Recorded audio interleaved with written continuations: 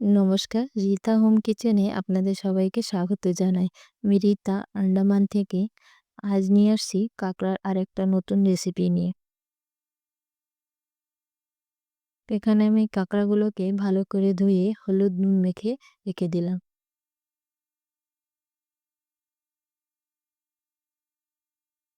এবার কড়াইটা ভালো করে গরম হয়ে গেলে দিয়ে দেব তেল।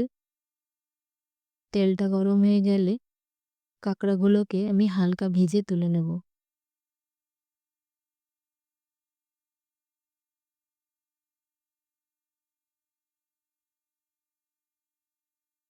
এখানে কাঁকড়াটাকে আমি বেশি ভাজা করব না, 2 মিনিটের মতন হালকা একটু নেড়ে চেড়ে এটাকে একটা পাত্রে তুলে নেব।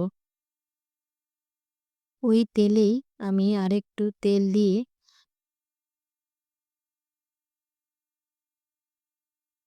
ফোড়নে দিয়ে দেবো হাফ চামচের মতো জিরা। আদা রসুনটাকে পেস্ট করিনি, এটাকে গ্রেট করে নিয়েছি। তো এটাকে একটু হালকা নাড়াচাড়া দিয়ে কেটে রাখা পেঁয়াজ কুচি, এখানে আমি মিডিয়াম সাইজের একটা পেঁয়াজ কুচিয়ে নিয়েছি পাতলা পাতলা করে, আর একটা ছোট্ট পেঁয়াজ যেটাকে আমি গ্রেট করে নিয়েছি। পেঁয়াজটা ভাজা হয়ে গেলে আমি দিয়ে দেবো এখানে বড় একটা টমাটার, যেটা আমি গ্রেট করে নিয়েছি। তোমরা চাইলে এটাকে মিক্সিতে পেস্ট করেও নিতে পারো। এখানে আমি টমাটারকে গ্রেটারে গ্রেট করে নিয়েছি। এবার এটাকে একটু নেড়ে চেড়ে এর মধ্যে সামান্য একটু নুন দিয়ে দেব। এখানে আমি হাফ চামচ হলুদ গুঁড়ো নিয়েছি, 1 চামচ ধনে গুঁড়ো, 1 চামচ জিরে গুঁড়ো, 1 চামচ লঙ্কার গুঁড়ো, হাফ চামচ কাশ্মীরি লঙ্কা গুঁড়ো, আর ছোট চামচের 1 চামচ আমি গোলমরিচ গুঁড়ো নিয়েছি।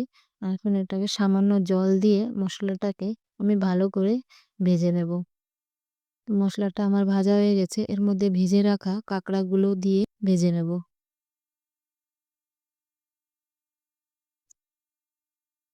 এর মধ্যে দিয়ে দেব কাঁকড়ার যে ঘিলুটা থাকে, ওই ঘিলুটা একটা বাটিতে তুলে নিয়েছিলাম, তো ওটা এর মধ্যে ঢেলে দেব। ওটাকে একটু নেড়ে চেড়ে হালকা ভাজা করে নিয়ে এর মধ্যে দিয়ে দেব জল। কাঁকড়া আমার ভাজা হয়ে গেছে, এখন এর মধ্যে আমি জল দিয়ে দেব। তো এখানে আমি 1 বাটি মতো জল দিলাম।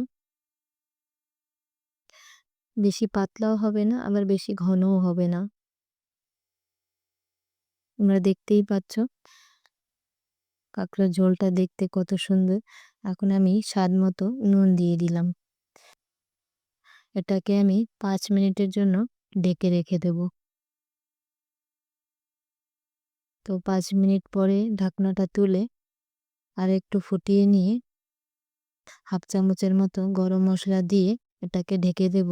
ঢেকে দিয়ে গ্যাস বন্ধ করে নামিয়ে নিলাম। এবার এটাকে একটা পাত্রে নামিয়ে নেব। তো দেখতেই পাচ্ছ কাঁকড়াটা দেখতে কত সুন্দর। তোমরাও ঘরে এইভাবে বানিয়ে দেখো, খুবই ভালো লাগবে। রেসিপিটা কেমন লাগলো জানিও। লাইক করো, বন্ধুদের সঙ্গে শেয়ার করো, সাবস্ক্রাইব করতে ভুলো না। আবার দেখা হবে আর একটা নতুন রেসিপি নিয়ে। ততক্ষণের জন্য ভালো থেকো, সুস্থ থেকো। নমস্কার।